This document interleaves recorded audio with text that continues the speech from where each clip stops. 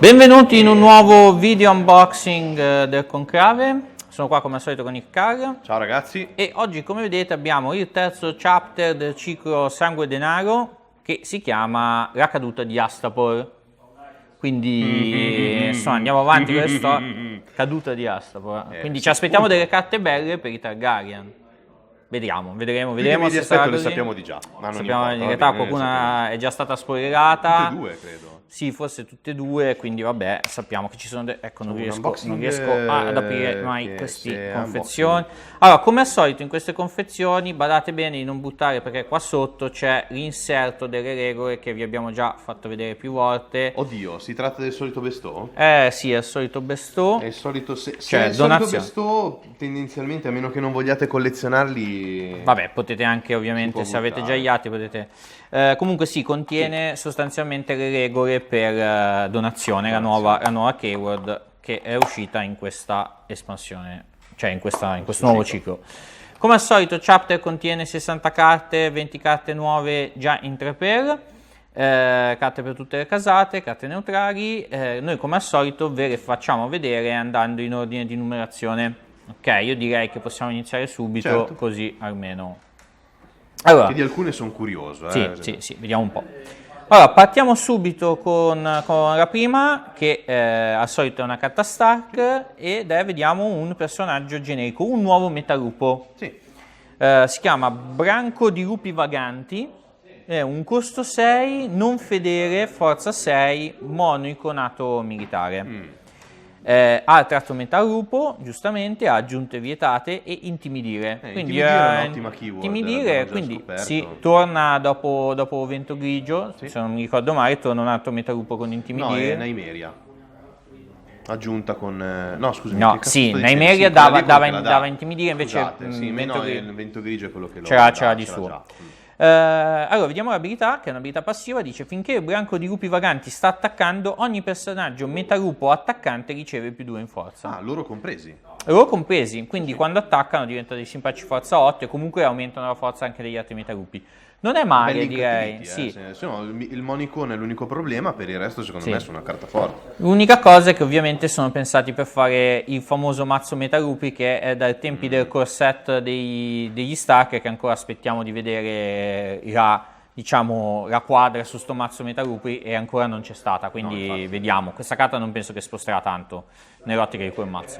Più interessante mi sembra invece questa seconda carta Stark, che è il suo, il loro evento in casata, che recursionabile, come possiamo chiamarli? Recuperabili? Ripescabili? Sì, che si può recuperare, è quindi un evento a costo 2 come tutti gli altri, fedele come tutti gli altri. Vediamo cosa fa. È un'azione di sfida che ci dice: ogni giocatore sacrifica un luogo o un personaggio, e poi ha una reazione che dice: dopo che un personaggio che controlli è stato ucciso, paga una moneta d'oro per rimettere nella tua mano il Norno dimentica dalla topia degli scarti. Quindi l'abilità, diciamo che può essere molto forte se giocata in un'ottica di mazzi che rimuovono pesantemente le carte dal board. Sì. No, come tendenzialmente comunque gli Stark sono portati a fare, no? Claim aumentate, quindi nel senso tendono ad aggredire molto il board. Qua attenzione, perché comunque l'avversario ha sempre la scelta di togliersi un personaggio o un luogo, però anche togliere i luoghi può essere comunque una scelta che paga, e quindi è interessante. Una reazione interessante, che però, attenzione, che non va in combo con i sacrifici, quindi soltanto quando un personaggio che controlliamo muore, che è un po' la particolarità secondo me, perché nelle meccaniche di casata quasi tutto funziona anche quando i personaggi vengono sacrificati, invece in questo caso no, probabilmente per limitare la forza dell'evento, altrimenti era forse un po' troppo. Non lo so, secondo me purtroppo è uno degli eventi finora di quelli recuperabili. È uno di quelli che mi piace di meno, non per la sua per l'idea, perché secondo me è buona, ma intanto per recuperarlo non è facilissimo, o meglio è sempre una condizione un po' balorda, e soprattutto l'avversario ha sempre l'opzione di scegliere i luoghi, e lo so che togliere un luogo è sicuramente una cosa che può andare bene, ma eventualmente lo perdiamo anche noi. Insomma è una carta che ti dà vantaggio quando forse sei già in vantaggio. Non so come spiegarlo non bene, lo so, ma secondo me è una carta un po' che non l'effetto potrebbe non servire. Secondo me l'effetto è molto molto forte, probabilmente questa limitazione sul quando poterla riprendere è proprio dato dal fatto che potevi fare delle combo per cui potevi togliere tanti permanenti dal gioco in un solo turno. Devo dire che l'unica cosa per cui in questo momento non mi fa proprio gridare al miracolo è che in questo momento di Stark particolarmente iperaggressivi non ne sto vedendo. Vedo più Anche se Stark ci conservativi, potrebbero essere, in difensivi. teoria. Infatti magari può dare un incentivo a giocare Potrebbero Stark anche in altra maniera. Vediamo se funzionerà. Allora, andando avanti abbiamo i Tyrell. Allora, i Tyrell iniziano con la prima carta è un personaggio unico, questa Elinor Tyrell. Non mi ricordo chi sia, sinceramente, della soliti famiglia. personaggi un po' strani dei libri che non ci ricordiamo, ragazzi. Come al solito, se volete dirci qua sotto chi è, noi lo prendiamo sempre con piacere. Una Comunque, bellissima illustrazione. L'illustrazione è stupenda, veramente bellissima. Tra l'altro, di Kimper, che non me lo ricordo praticamente per no, la illustrazione, è una illustratrice, io me ne ricordo alcune delle sue, così così luminose non me ne ricordo, però comunque è eccezionale. Bello. Allora, è un costo 3, forza 3 con 2 icone e non è fedele. Tratto Ready, che è molto interessante ovviamente per la casata, e ci dice come testo, come abilità passiva, diciamo, che possiamo schierare o giocare una carta limitata supplementare ogni round. Giocare, ragazzi, ovviamente è interessante perché ci permette anche di mettere per esempio le copie delle limitate uniche, per esempio la famosissima coppia di Arbor. E vabbè, insomma, nel senso è un'abilità un po'... Allora, niente di che l'abilità, però è una 3-3-3 con 2 icone, non è no, per è niente media male, se abbiamo lo spazio. La seconda carta Tyrell a me piace molto e vi spiego perché. Allora, innanzitutto cos'è? È un'aggiunta con il tratto oggetto che costa 2 e non è fedele. Retina per capelli argentata. Retina per capelli argentata. Poi dopo ne discuteremo di questo vabbè. Comunque, solo personaggi ready. Sì. Il personaggio con questa aggiunta... Orelli Baratheon. Poteva essere un'idea, però. O il Cavaliere dei Fiori. Come al solito, vabbè. Il personaggio con questa aggiunta ottiene furtività. Ecco, e poi anche un'abilità aggiuntiva che ci dice che finché il personaggio con questa aggiunta sta partecipando a una sfida, riduciamo di 1 il costo di ogni evento che giochiamo. Non è male per nulla. Non del primo, ma di ogni evento che giochiamo. Non è male per niente. È molto bella.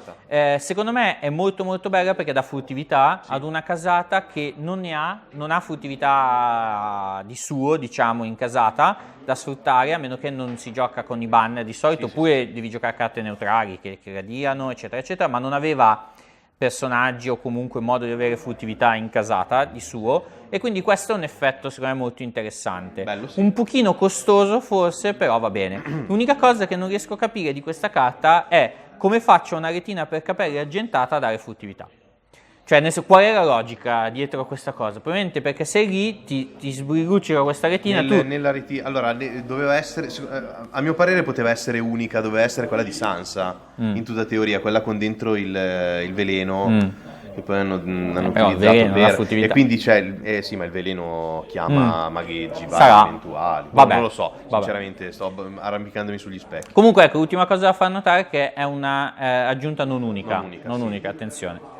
Va bene, andiamo avanti, passiamo ai Nightwatch, cerchiamo di andare un po' veloci oggi. Che non abbiano sgravato male. Secondo me, allora, come prima carta è carina, ma forse non so quanto troverà gioco. Allora, è un personaggio dal costo 4, forza 2, monicona intrigo, ed è anche fedele. Sì. Che può essere interessante. Ha questo tratto nuovo, se non sbaglio, che è Corvo Errante, che io non avevo ancora mai visto. Si chiama Confratello Reclutatore, personaggio non unico, ha un'abilità passiva che dice puoi scegliere di non rialzare il Confratello Reclutatore durante la fase di ripristino. E vediamo perché ha questa abilità passiva, perché come azione di schieramento possiamo inginocchiare il Confratello Reclutatore per scegliere un personaggio dal costo stampato pari o inferiore a 2 e prendiamo il controllo di quel personaggio finché il Confratello Reclutatore rimane inginocchiato sostanzialmente.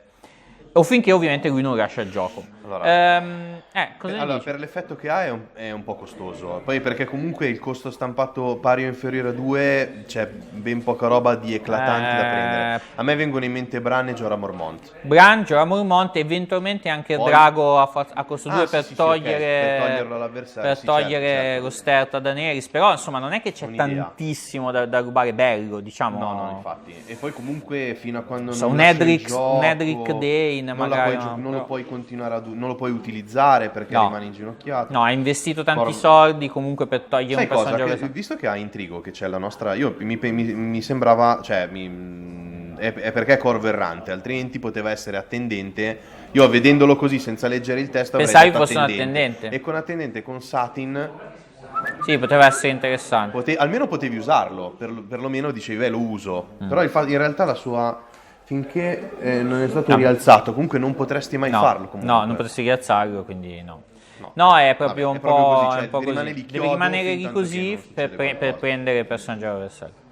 La seconda carta Nightwatch invece è la limitata, diciamo, a costo 2, Ah, ok, fedele. quelle che abbiamo già visto. Quelle che ormai abbiamo già visto per altre casate, esce anche quella dei Nightwatch in questo chapter. Quella dei Nightwatch secondo me, adesso vediamo come funziona, ma comunque è interessante perché loro non avevano i feudi in casata e quindi è interessante che adesso Certo. finalmente hanno diciamo 3 limitate in casata finalmente da poter giocare.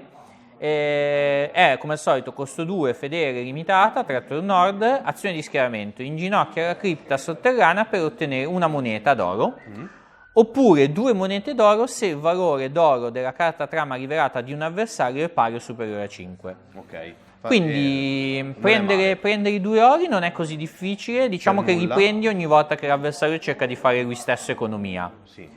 con una trama da almeno 5 ori. Trame da 5 ori se ne vedono sempre almeno 2, 3, se non anche di più nei mazzi degli avversari, quindi diciamo che sono almeno un turno su 2, diciamo, Certo, potresti certo. avere i 2 ori invece che uno, comunque Più non è facile male. per adesso è molto più facile da triggerare rispetto a quelle che Ad abbiamo visto altre. finora, che sono quella dei Targaryen e quella dei Greyjoy. Sì. Finora abbiamo visto solo queste due, vero? Sì, finora Greyjoy Ok, e quindi Targaryen. per ora sono le due che abbiamo visto precedentemente sono le più difficili da triggerare.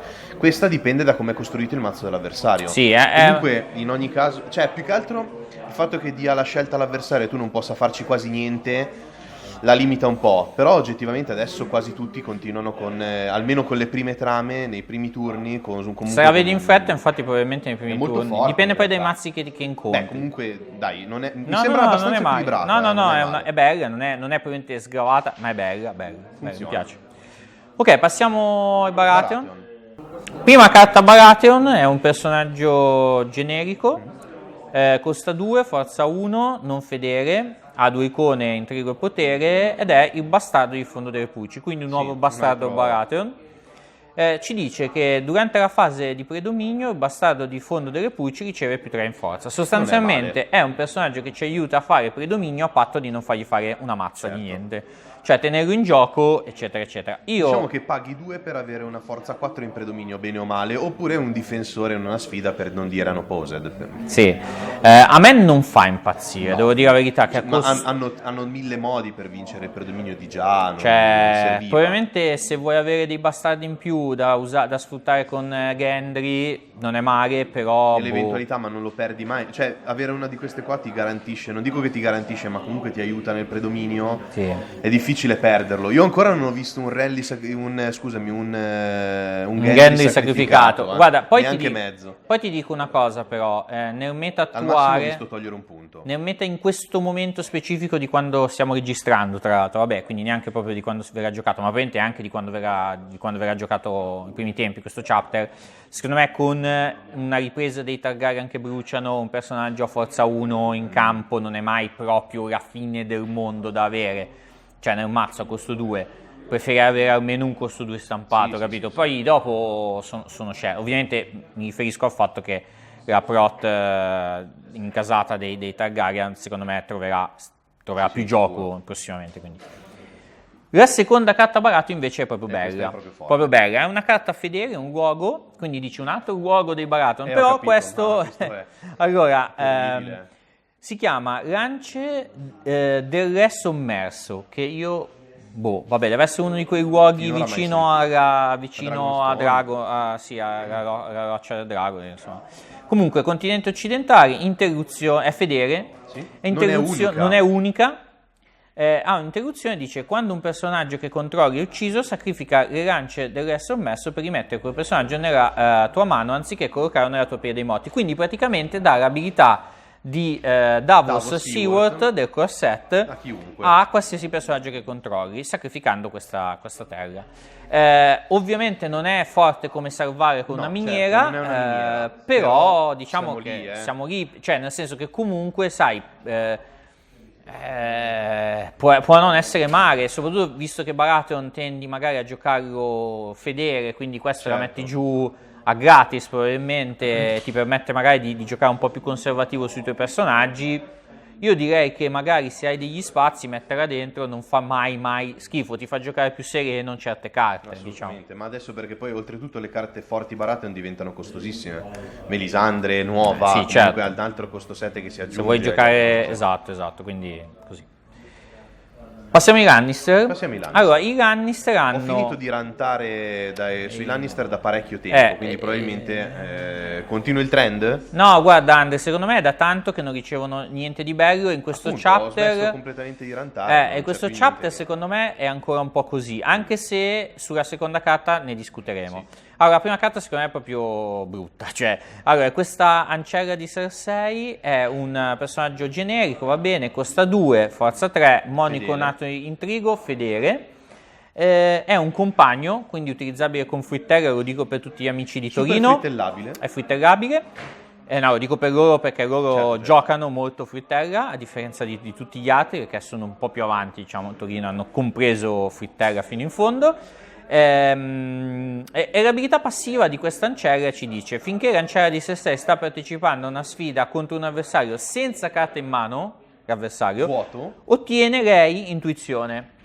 Allora, io dico, cioè, se la dobbiamo paragonare a un personaggio simile tipo Doria, che per attivare la sua intuizione, ovviamente secondo me è molto più semplice. Certo, vabbè, ma si tratta anche di un personaggio unico, però. Questo sì, è vero, è un personaggio unico. Questo qua è generico, potresti averne più di una copia, ma veramente lo metteresti in un mazzo? No, non penso. L'unica cosa è che se vuoi avere tanto intrigo, è un costo 2 a forza 3 con intrigo, però, moniconato. Hai già tante altre scelte, si può tranquillamente passare sopra. La seconda carta Lannister invece è potenzialmente più interessante. È un'aggiunta. Sogni febbrili? Sogni febbrili, è un'aggiunta sogno in effetti. Non so esattamente a cosa si riferisce, perché non c'è nemmeno un flavor, quindi l'immagine non ci aiuta. Forse Jamie, non so a cosa si riferisce. Tagliata, adesso non me lo ricordo perfettamente. Allora, innanzitutto non è unica. Poi è un costo 1 fedele e quindi è interessante. Ha donazione e lo si gioca solo sugli avversari, adesso vedremo perché. Ha donazione 3, quindi possiamo mettergli fino a 3 ori quando entra in gioco. Ha una reazione che ci dice: dopo che il personaggio con questa aggiunta è stato inginocchiato, quindi il personaggio avversario che noi equipaggiamo con questa aggiunta viene inginocchiato, possiamo levare una moneta d'oro dai sogni febbrili per pescare 2 carte. Quindi è un bel effetto di pescaggio, molto forte. L'unica cosa che a me non convince tantissimo è che penso che sia un po' una di quelle carte sulla carta fortissime, ma poi nella pratica di gioco un po' trappola. E spiego perché. Perché è un po', come dire, lenta nella sua attivazione, e sembra molto economica, ma in realtà poi se la devi giocare, mettergli i bestò, eccetera, eccetera, in realtà non è così economica, perché comunque, non so, tipo un paio di monete probabilmente gliele vuoi mettere. Vabbè, quindi... magari, allora, a donazione 3 probabilmente non arrivi mai, ma no, perché sono 6 carte... con il rischio che ti venga staccato. Cosa che il rischio che il personaggio, teniamo conto, che il personaggio muoia o che venga. L'unica cosa sul fatto che il personaggio avversario muoia, voglio sottolineare che può essere interessante, è che la carta non è irrecuperabile e quindi può essere potenzialmente molto bella. Secondo me può essere interessante anche tipo così, magari in un OP come effetto di pescaggio aggiuntivo di casata, la metti dentro, se ti viene lo metti giù, anche se il personaggio avversario il personaggio se lo uccide per non farti pescare, eccetera, eccetera, ti ritorna in mano, lo puoi rigiocare. Beh, lì dipende moltissimo, secondo me, invece Su da chi che lo matchup metti. stai Sì, affrontando. beh. Se stai affrontando un matchup dove ci sono tanti personaggi, magari tutti piccoli, senza troppi focus, allora è un po' inutile. Se stai affrontando Baratheon e lo metti su Robert Baratheon, stai tranquillo che lui si inginocchierà per forza. Probabilmente forza, mettendolo insomma, sul personaggio saranno sicuramente 2 carte almeno. sì, forse 2 carte quel turno le prendi, se no comunque committi il fatto che ti tirino una confisca per non farti pescare il turno dopo. Dici, beh, la mia bodyguard è salva, per dire. Può essere interessante in Non è quest'ottica male. qua. Non so quanto investirci all'interno di un mazzo su questa carta, perché ripeto, sulla carta è molto forte. Io temo che sia un po' trappola come carta, nel senso che poi si riveli macchinosa e costosa da attivare, giocare, eccetera, eccetera, però potenzialmente sulla carta è innegabile che sia forte. Certo, sono ti fa carte- pescare carte a tanto, quindi vabbè, come tutti quegli effetti che fanno pescare nel gioco sono sempre forti. Va bene, andiamo avanti, vediamo i Greyjoy. Sì. Allora, i Greyjoy hanno come prima carta una Tion. nuova versione di Tion, e secondo me sarà una versione di Tion che in massima parte rimpiazzerà la grande quello del core set in È praticamente molto tutti i probabile, mazzi. è molto probabile. Allora, è un costo 3 e quindi l'unica cosa che potrebbe fermare del rimpiazzare degli altri è se si ritornasse a giocare prima neve prepotentemente, ma al di là di quello direi che questa versione è più forte di quello vecchio. Perché? Perché mantiene le 2 icone, militare e potere, ha forza 2, quindi meno forza Un in dell'avversario, meno, ma costa questa anche un cosa in che, meno. a forza 2 può essere interessante, anzi se gli avessero dato forza 1, no, forse no forza 1 sempre per la questione Targaryen, ma vediamo perché non è male. Non è fedele come quello vecchio, unico ovviamente Lord è uomo di ferro, e ci dice: finché Tion Greyjoy sta attaccando da solo, ogni personaggio con forza superiore alla sua non contribuisce con la sua forza alla sfida. Allora, è una sorta di Balon al contrario, È una sorta- però ha la sfiga di dover attaccare da solo. Sì, è un Baron al contrario, ma deve attaccare da solo, che ovviamente limita molto di Beh, più certo, il suo ma effetto. costa anche 3, se no Costa costerebbe anche 3, 8.000. costa anche 3, non ha fama, non ha niente, ovviamente non ti fa chiamare i punti, però in certe situazioni, con certi board, eccetera, eccetera, lui in combinazione magari con magari qualcosa che gli dà stealth, o i vascelli che rimuovono, eccetera, Io penso eccetera. che lui sia un oppo praticamente quasi garantito, a meno che l'altro non si Hanno tenga creato in però piedi. giochi di personaggini, quelli generici. pistolini con uno, Forza 1, Forza 2. Poi aspetta, superiore alla sua, non uguale, quindi anche i Forza 2 comunque contribuiscono, vabbè, sì, insomma. Tu vieni tutti i personaggi piccoli, avversari, Vabbè, se ma gli rimangono in il gioco. fatto è che comunque costa comunque meno, quindi ti aiuta a settappare, ti aiuta a fare Ti delle dico cose. secondo me Non è perché male. ha forza 3, perché altrimenti sotto Forza prima volevo dire, a costo costo 3 e non costo 4. Se avesse avuto costo 4 sarebbe stato paradossalmente forse più forte, perché in un turno di prima neve lui ti garantiva la Ti nocco. garantiva la noccose. Perché praticamente in un turno di prima neve quello che rimane giù a costo 4 normalmente ha più di forza 2. Certo. E quindi secondo me il fatto che abbia costo 3 non è, cioè nel senso è anche per questo motivo Certo, qua, sì, ci sta. cioè per autolimitarlo in qualche Comunque modo, gran bel paradossalmente. personaggio, comunque, No, una no, gran bella comunque aggiunta bello. al Parco Greyjoy. Bello. Tanto che io ultimamente stavo vedendo eliminare per esempio il Theon da un sacco di mazzi che non trovava più spazio, magari questo costando di meno si riesce a mettere di più. Seconda carta Greyjoy è un'aggiunta di nuovo. Allora, è un'aggiunta secondo me onestissima, nel senso che è un costo 1 non fedele con il tratto arma, che per i Greyjoy comunque va bene, perché ricordiamo hanno personaggi che vanno in combo con i tratti arma delle aggiunte. Solo personaggi uomo di ferro va bene. Il personaggio con questa aggiunta riceve più 2 in forza, quindi di base è un'aggiunta che costa 1 da più 2, che quindi è, come abbiamo capito, il giusto Ci sta. E poi ha anche una reazione che ci dice che dopo che abbiamo vinto una sfida in cui il personaggio con questa aggiunta sta attaccando, possiamo spostare una moneta dalla riserva dell'avversario sconfitto alla nostra, quindi gli rubiamo anche un oro. Sì, beh, non male, è una cosa in più. È una cosa in più. Costa giusto per quello che fa. Eventualmente forse è più carino il più 2, perché poi spostare. Oddio, sono sempre. Visto che tendi sempre ad andare come primo giocatore, potresti anche far sballare dei conti su alcuni eventi che l'altro deve lanciare. Se per esempio se fate un mazzo in cui giocate i personaggi generici che vi fanno mettere con ambush le armi, può essere molto interessante. Veramente buono. o comunque d'altra parte è un'aggiunta onesta come costo-effetto. Sì, Poi dopo il fatto che voi ci troviate posto o no nei vostri mazzi ovviamente sta alle scelte che fate. Passiamo ai Targaryen. Sì, abbiamo le due carte Targaryen si sono già viste, in realtà le hanno già fatte vedere proprio sul sito Fantasy Flight, perché si legano al titolo del chapter. Sì. Il primo è un personaggio, Verme Grigio, costo 6, fedele, con 2 icone, militare e intrigo, forza 5.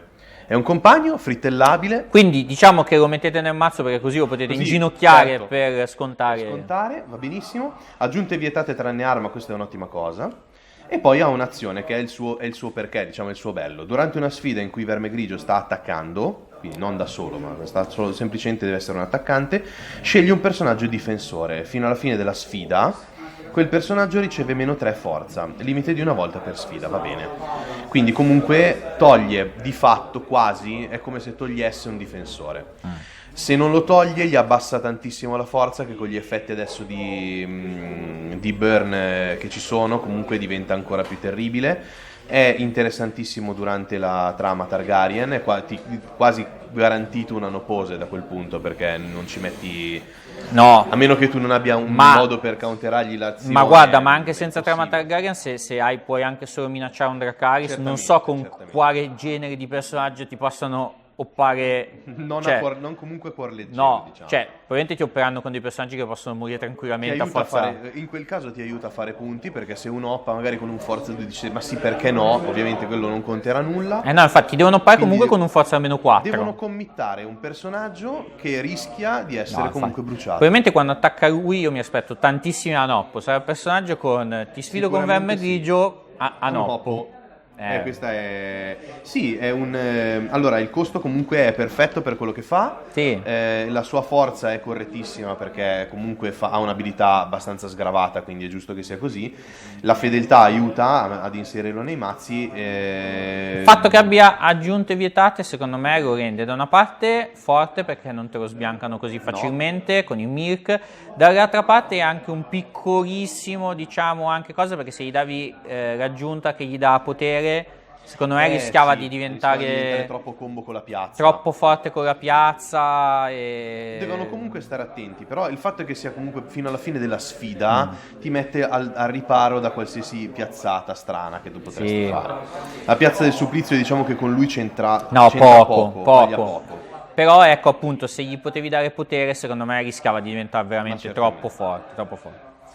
Seconda carta abbiamo già vista anche questa, si tratta di Astapor. Astapor è una location unica, fedele costo 1, quindi di fatto se hai la possibilità di utilizzare fedeltà è un costo 0, con donazione 4. Quindi quando entrerà in gioco possiamo mettergli fino a 4 oro dalla nostra riserva. Come azione inginocchia Astapor per scegliere un personaggio partecipante, quindi ancora un'altra carta che funziona con le sfide. Fino alla fine della sfida, quel personaggio riceve meno X forza, dove X è il numero di monete d'oro su Astapor. Quindi comunque sia, è un altro effetto di burn, un altro effetto limitato ai partecipanti, come Verme Grigio, e un effetto che possiamo modulare a seconda dell'avversario che ci troviamo davanti. Se abbiamo magari avversari con forze mediamente più basse, potremmo anche cercare di pagarla meno nell'eventualità. Sì, diciamo che comunque secondo me anche soltanto pagandola, cioè dandogli per esempio 2 ori, sì, 2 ori, anche Bestow 2 comunque, cioè con tutti gli altri effetti di Barn mediamente che girano adesso è già sufficiente, cioè nel senso può essere già sufficiente anche soltanto perché con un 2 più il 4, diciamo, che prendi con un Dracarys, tu praticamente un personaggio che difende o attacca eccetera eccetera cioè anche i forza 6 stampata, diciamo, quantomeno vanno dei bonus o degli attacchi, sono sotto la potenzialità di morire di Dracarys, quindi se sai magari l'avversario ci pensa. È ovviamente più versatile rispetto a Verme Grigio, ma per un motivo, perché comunque Verme Grigio lo fa di suo quando questa è in combo con Verme Grigio nell'eventualità che vogliamo ancora di più ovviamente puoi togliere fare la forza, tutto. Astapor però va in combo con la piazza del supplizio. Piazza e con quindi- Dracarys, e con sono Dracarys, sostanzialmente con Beh, Dracarys con perché... va in combo un po' tutto. Perché sia sì, un po' Verme Grigio che tutto, questa, tutto. quindi- È vero tutto, però c'è da dire che questa proprio tipo anche adesso, prima se avevi non so tipo il Forza 6 che anche quando potevi minacciare Dracarys, sai che il Forza 6 ti attaccavano lo stesso perché Certo. cioè un perché po'. tanto Adesso comunque ultimamente devi- già con l'evento nuovo dei Targaryen se avevi tanti ori probabilmente non facevano nemmeno più quello, No. però diciamo che adesso se magari hai pochi ori e sanno che non puoi tirare quell'evento lì, ma hai giù Astapor, rimane una minaccia incredibile. Un'altra punizione però per partecipanti, Quindi continuano a mantenere il trend che gli effetti di burn più potenti Sono solo quelli sui partecipanti. sono solo quelli sui partecipanti. In realtà tutto sommato anche No, giusto. ci sta. Io dico solo una cosa, attenzione al fatto che questa carta abbia non l'ho tratto detto, Astapor Astapor è ovviamente e competizione, più che altro, competizione che in realtà è, come sappiamo in inglese, è contested, Contested. che ecco perché magari si capisce già di più. Ricordiamocelo, lo vediamo poi verso fine Noi sappiamo. video, noi sappiamo. Passiamo ai Martyr.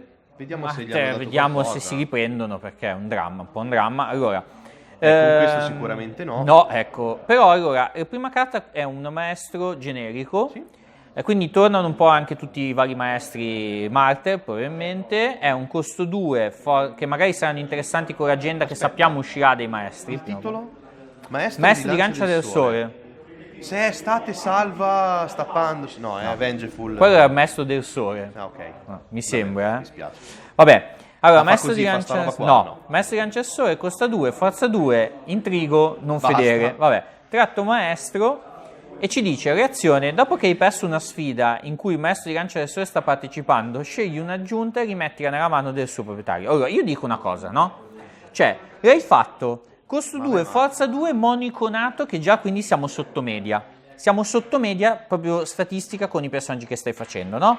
Non è nemmeno moniconato a costo 2, dovrebbe avere almeno forza 3, dico. Vabbè, Sì, non gli hai di norma, ecco, il trend è questo. il trend è quello. Tra l'altro non fedele, quindi neanche scontato. Non gli hai dato la keyword, va bene. Quindi l'abilità me l'aspetto particolarmente figa a questo punto. Invece l'abilità no, fa una cagare, merda. perché al di là dell'effetto, che è quello di riprendere in mano gli equipaggiamenti, che dico, può anche essere interessante perché ci permette di risistemare... È la condizione di attivazione che fa veramente schifo, perché non solo devi perdere una sfida che, vabbè, la condizione un po' di tutti questi cazzo di effetti, scusate, di tutti questi effetti Martyr, ma deve perdere una sfida con lui partecipante che avendo Monicone e Intrigo è veramente complicato. Io dico, veramente brutto, ragazzi, cioè, ma è veramente molto, brutto, molto ragazzi. Poi, per amor di Dio, ripeto, l'effetto di per sé non mi dispiace perché ti fa risistemare durante il turno magari, cioè nel senso ti fa riprendere in mano gli equipaggiamenti come gli equipaggiamenti che tolgono le icone che magari vuoi a un certo punto della partita poter risistemare sui personaggi, quindi ti permette di riarrangiarli in qualche modo. Sì, più o meno, ma... Oppure ti permette di riprendere in mano ovviamente la Venomous Blade, che la daga avvelenata, che ovviamente è probabilmente Sì, l'equipaggiamento è proprio complessa la sua attivazione. Se Complessissimo. perdi una sfida e basta. Già lo potevo allora era capire di più, sicuramente ma molto così è veramente interessante. brutto, raga, veramente brutto. Cioè, proprio io non capisco perché insistono ad affossare così tanto sta casata, perché cioè, non capisco i designer, comunque. Vabbè. Andiamo avanti, la seconda carta Martyr è la loro economia limitata nuova, quindi l'economia che costa 2, ricordiamolo, non unica, fedele. Tratto Dorn, in questo caso, limitata, azione di schieramento come al solito, inginocchiamo il feudo dorniano per ottenere una moneta d'oro, giustamente. Come tutte le altre. Ma possiamo ottenerne 2 se non siamo il primo giocatore. Quindi, ovviamente i Martyr di solito tendono sempre a non essere i primi giocatori, hanno tutti gli effetti che funzionano se non sono i primi giocatori, ne hanno diversi quantomeno. Quindi anche questo è un effetto che funziona se non siamo il primo giocatore. C'è da dire che come condizione di attivazione dei Martyr, cioè ci sono tanti Martyr che hanno effetti appunto che si attivano quando sei il secondo giocatore, ma per contro non giocano sull'iniziativa per andare per secondi. Di solito si affidano al fatto che di incontrare avversari che decidano di partire loro per tanti motivi diversi. Però di base non però giocano comunque un sacco di iniziative alte. Potrebbero cominciare a farlo. È uscita Retaliation, ci sono tante possibilità per essere secondi giocatori. Adesso secondo sì. me comunque adesso con questa carta qua cominceranno a decidere di andare con iniziative più alte. Più alte, ecco sì, probabilmente sì. Perché comunque 2 ori lo sappiamo quanto è incredibile la differenza. No, assolutamente. Però vediamo, perché poi, sai, è incredibile quando poi i giochi magari trame, perché ti permette di giocare trame ad income bassa, Certo. avere i 2 ori in più. Il problema è che le trame ad income bassa sono tutte iniziativa bassa. Cioè, tipicamente, non lo so, tipicamente una Counting Coppers, no, che sarebbe bella da giocare. Qua purtroppo la giochi e probabilmente non è che vinci l'iniziativa. Varar, probabilmente non è che vinci l'iniziativa, capito? Tiri Varar e ti fanno andare, quindi prendi un oro. Mentre per esempio... Però avere 6 ori o 8 ori su Retaliation io... No, ecco, infatti è su Retaliation la differenza, sì. Vabbè, comunque, ragazzi, avete capito qual è il punto. È comunque interessante, ovviamente. Secondo me come attivazione è comunque più facile di tutte le altre, bene o male. Sì, però... Forse è sempre la solita... Dipende da cosa succede all'avversario, più o meno. Cioè, il fatto è che quando... l'iniziativa ce l'ha l'avversario non potrai mai... Il fatto è che, per dire, su un Varar, mentre un Targaryen, quando tira un Varar, probabilmente congiura la sua economia, prenderai 2 ori. Quando loro tirano un Varar e vorresti avere l'economia maggiorata della location, non la ottieni. Cioè, questa secondo me è un po' la differenza per cui mi fa lasciare un po' così. Però, per contro, magari quando tiri le Crane 2, eccetera, eccetera, certo. C'è Retaliation, poi l'unica Crane 2 con iniziativa alta che c'è. No, vabbè, ovviamente c'è anche la 5-11-2, ma non penso che verrebbe giocata. Non è proprio no, e quindi vabbè. Vabbè, io direi di andare avanti e poi vedere, ma tanto comunque, di là dell'economia bella o brutta, il problema è che sono proprio i mart di per sé. Non penso che queste 2 carte sposteranno poi così tanto, quindi vabbè. Non hanno molta qualità. Passiamo alle carte neutrali. Allora, le carte neutrali tornano un po' i Frey. Non ci dobbiamo stupire, secondo me. Il nero era del precedente chapter, adesso c'è vediamo altre 2 carte Frey. E comunque stanno un po' cercando di tematizzare, no? Carte neutrali abbiamo visto tematizzare i bruti sostanzialmente. Certo. E adesso vediamo un po' questa cosa dei Frey. Allora, abbiamo qui un generico Frey, diciamo un Frey non unico, è l'Ampollo dei Frey. Costa 3, forza 2, 2 icone, militare potere, tratto Casa Frey e Lord anche però, sì. Che è interessante. No, è interessante. Però è sotto forza, diciamo che è comunque forza 2. Vediamo un po' cosa fa. Perché. Ci dice, ha una reazione che ci dice che dopo che hai lanciato una sfida, il Rampollo dei Frey riceve +1 in forza fino alla fine della fase. Quindi... Come solita, le prime sfide lui è rincitrullito, nella fantomatica terza sfida... invece di prendere +2 può prendere +3, diciamo, no? Però è bello perché anche nella prima sfida, cioè se tu stai giocando con la trama, l'agenda Frey, diciamo, quindi il Guado, Signore del Guado, anche nella prima sfida lui ti permette di assorbire, diciamo, lo svantaggio del Guado, certo. No? Perché lui cosa succede? Prende -1 dall'agenda Guado, ma prende +1 dal fatto che della sua abilità perché hai dichiarato la sfida, e quindi prende +1 che compensa. Infatti secondo me è proprio pensato per compensare sulla prima sfida del Guado, no? Come idea, come idea. Però vabbè, è un personaggio generico e secondo me la sua utilità si capisce quando vediamo la prossima carta. Infatti la prossima carta è una location con il tratto Frey. Torri Gemelle. Torri Gemelle, location unica, costo 2, Casa Frey e Terre dei Fiumi come tratti.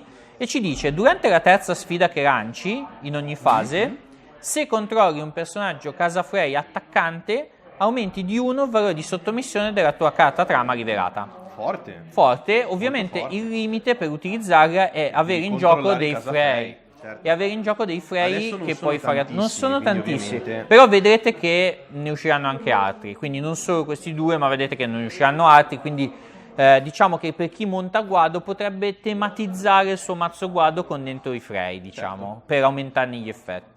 Può essere una variante interessante. Tanto la terza sfida, bene o male, la vincerai quasi sicuramente. Quasi sempre.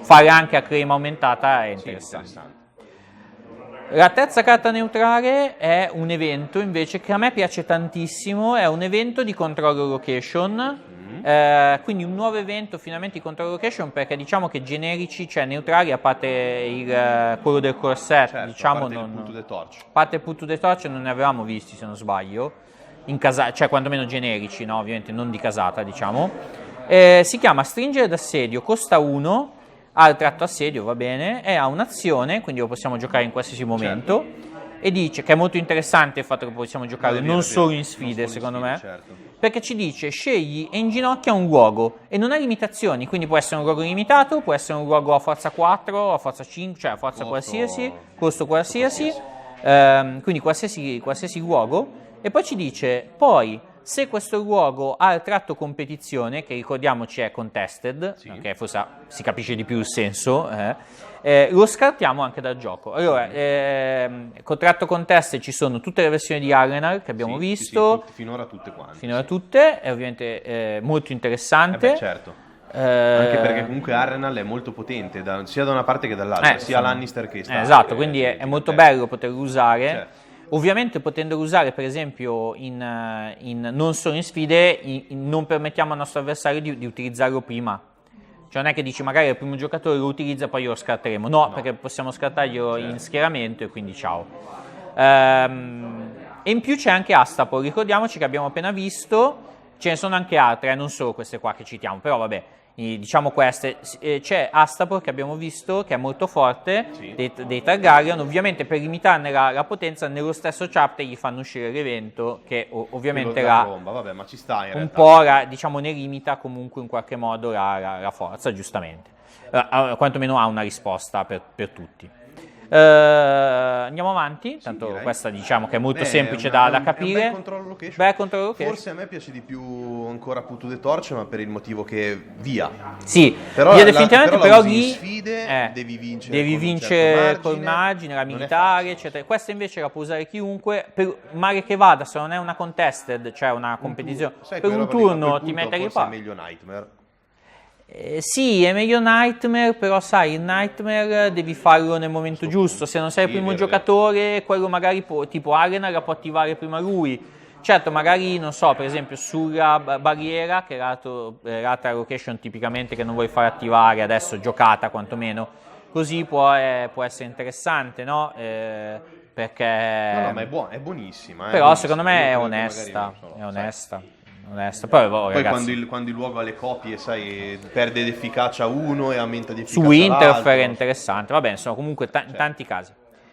Ultima carta è una carta, la trama ovviamente del chapter, ed si chiama Duello, molto semplicemente. Le statistiche sono 4 ori, 5 di iniziativa, 1 di rivendicazione, quindi statistiche tutte medie direi, forse iniziativa leggermente sopra la media, comunque diciamo in media. Tratto guerra.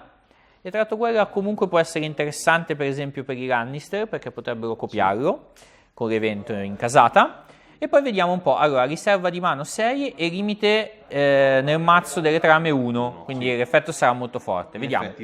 Quando rivelata scegli un avversario, quel giocatore sceglie 2 personaggi non esercito dal costo stampato pari o superiore a 6, quindi 2 personaggi probabilmente molto grossi, probabilmente unici, eccetera, eccetera.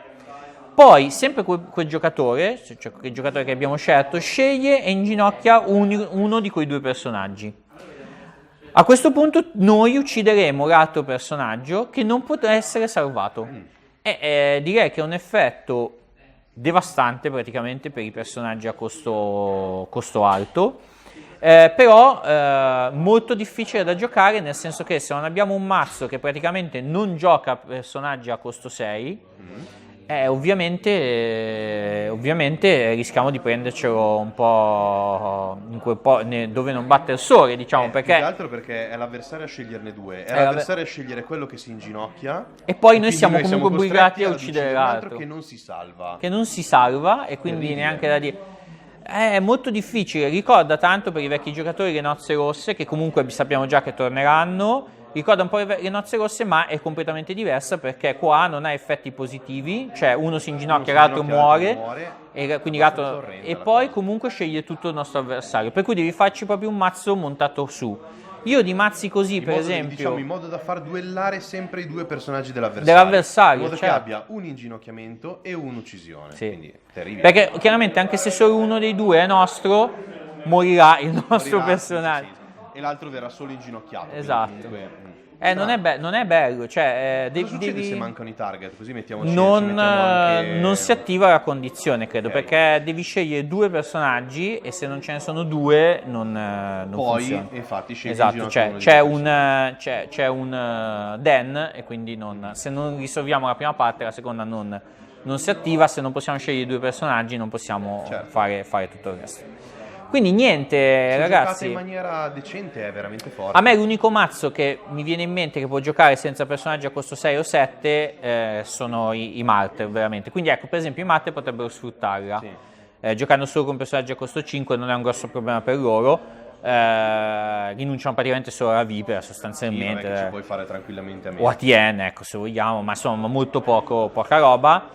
Mentre altri mazzi, non lo so, forse i Lannister, Jumper, stanno molto attenti a quello che lasciano in gioco, Sì, potrebbero stanno sfruttarla. molto attenti, potrebbero sfruttarla. Tra l'altro anche perché Guerra si può copiare nell'eventualità Esatto. che l'altro ne abbia Sì, tantissimo. vediamo. Però è difficile. Ovviamente contro tanti mazzi potrebbe fare veramente fare tanto, far perché partita, se da una parte non ha, se tu anche solo in quel momento non hai manzi in gioco, perché per qualsiasi motivo non riprendi in mano, ci fai cose, non lo so, e l'altro ha i suoi 2 bei manzoni in gioco enormi, rischi di ridurlo veramente a mal partito, perché Sarà sempre lui comunque a decidere quale si inginocchierà, cioè decide quale perderà dei due. Sì, però intanto uno si inginocchia, l'altro lo uccide e muore, non no, può essere certo, salvato. certo, è È una bella il merda. fatto che non può essere salvato, secondo me, che rende particolarmente Sì, forte è l'effetto. nasty, è molto nasty. Perché altrimenti, Però ovviamente, teniamo conto scegliendo che lo lui, dice altrimenti si sceglieva quello magari non copiato, lo inginocchio, l'altro lo salvo, e vabbè, insomma, non è sto effetto No, l'effetto devastante. è molto nasty, però ti dico, per esempio, fai conto, un Baratheon che gli giochi duello e mettiamo che abbia in campo solo lui, Melisandre e Robert, deciderà lui, se questa volta farà esattamente l'opposto, quindi magari Melisandre è copiata con Guardia del Corpo e Robert no, allora deciderà di inginocchiare Melisandre che rimane intonsa e uccidere quello che è una coppia Certo, soltanto. è vero. Una cosa che Però, ottenevi lo ragazzi, stesso con Valar, comunque, insomma. è un effetto molto Forte, forte, molto forte. molto forte. Perché l'effetto è doppio. Ovviamente, però, molto poco sfruttabile da mazzi, diciamo, standard che giocano mucche da tutte e 2 le parti. Ecco. Bisogna crearci su dei mazzi pensati. Tra l'altro, è la carta di un campione, quindi, vabbè, insomma, campione Ma chi? nordamericano del Jonathan 2014, Andrews. Jonathan Andrews. 2014 forse stavano già progettando la seconda edizione. quindi- Forse sì. Va bene, io tra l'altro della vecchia edizione non me la ricordo questa carta, quindi va bene. Ok, direi che abbiamo finito. Secondo me è stato un chapter comunque interessante. Sicuramente per le Buona carte roba. Targaryen, Sì, sicuro. sicuro. Qualcosa per i Baratheon interessante c'è.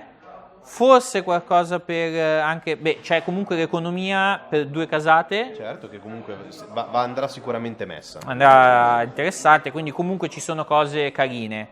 Anche le carte neutrali, la trama, tante cose magari non. Anche le carte che abbiamo visto degli Stark, soprattutto l'evento, ovviamente i lupi li vedo molto più complicati, ma Sì.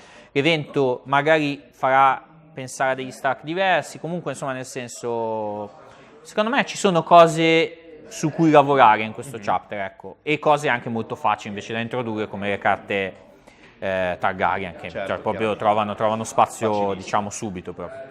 Va bene, io direi che è tutto anche per questo unboxing. Vi lasciamo come al solito con gli altri video del Conclave. Iscrivetevi al canale, ovviamente se volete collaborare contattateci, noi siamo sempre più che disponibili. Sempre reclutanti. Sempre più che disponibili. E niente, vi lasciamo ai prossimi video. Un saluto da Massimo. Ciao ragazzi, Ciao. dal caldo. Momento serietà, Sì, momento intimo. momento intimo. Vado veloce, che qua è un bel casino. La trama, forte. Piace. Stringere d'assedio, potenzialmente forte, io non lo userò. Qualche mazzo, secondo me sì. Torri Gemelle, non dico che non sia forte, ma fa schifo perché è Frey. C'è questa Come antipatia. questa qua una carta orripilante. E l'antipatia a Proprio Frey. orripilante. C'è l'antipatia Vabbè, a cioè, Frey. oltre che Frey ha un'illustrazione, cioè, bella ma orribile, quindi è giusta. È molto Frey. Molto Frey, fa schifo. Feudo Dorniano, secondo me, allora l'economia è tutta bella e queste qua sono tutte belle. Secondo me queste sono più facili da attivare di tante altre. Lo dirò anche per i Night Watch, comunque, perché è così. Vabbè, carta veramente da camino. Bella, carta forte. Insieme a quella dopo, carta forte. Forti ragazzi. Ci sta andando di tutto, il che è bene perché prima non c'era così tanta roba. Ma boh, fa schifo? Non lo so, mi sento di dire che faccia schifo. Si è vista? È la triste coltellata. Ma anche no? Boh. Secondo me non è male. No, boh, per me è più forte il vecchio, non so. Non è male. Ma non lo so, che carta boh, ma non lo so. Boh, pescare è sempre figo. Bello. Quindi perché no? Secondo me è una carta veramente, cioè, è attivabile poi. Questa invece fa schifo, questa qua non è nel quadernone, è ancora peggio, nei reconditi profondi, nelle profondità del quadernone. La voglio dimenticare subito. Schifissimo. Questa carta sbroccata, OP al cazzo, sembra giusto. Infatti come se i Baratheon non avessero... Adesso dovrò cominciare con i Baratheon. Questa fa schifo, quindi vabbè. Però tanto gli ha messo la bomba, quindi era giusto che gli mettessero la merda. E boh, questa è l'economia dei Nightwatch, è forte. Una delle più belle secondo me che c'è fino adesso. Triggerabile, attivabile. Poi ne vedremo di più forti, spoiler, però questo qua purtroppo fa schifo. Cioè purtroppo, per fortuna, tanto hanno un po' anche rotto il cazzo i Nightwatch. Non lo so, secondo me è merda. Bello perché è stealth. Merdissima. È bellissima l'illustrazione, ma merdissima la carta. Bella l'illustrazione, la voglio gigante l'illustrazione. Non lo so, secondo me qua ci sarà la gente che mi smentirà, ma questo evento secondo me non verrà giocato. Anche secondo me non verrà giocato, ma è bellissimo. Bisogna montarci sui mazzi per far giocare quell'evento. Fa tipo schifo, quindi Metalupo e Vanò. Boh, che chapter di merda. Non direi, ci sono delle bombe gigantesche. Ma i Martel niente. I Martel niente. Troppe ne avete fatti, troppe. Ragazzi, vediamo la scelta di Lady Smilla per quanto riguarda il nostro terzo capitolo. Patata, dove hai messo la carta? Sì, grazie. Imboscata qua dietro. Vediamo un po'. Cosa hai scelto? Il Nord non dimentica. A parte che secondo me potrebbe essere un evento decisamente forte. E poi comunque non ti smentisci mai, Sarai anche giurata Targaryen, ma sotto sotto rimani una Stark. Questa è la scelta di Lady Smilla per il terzo capitolo. Ciao ragazzi!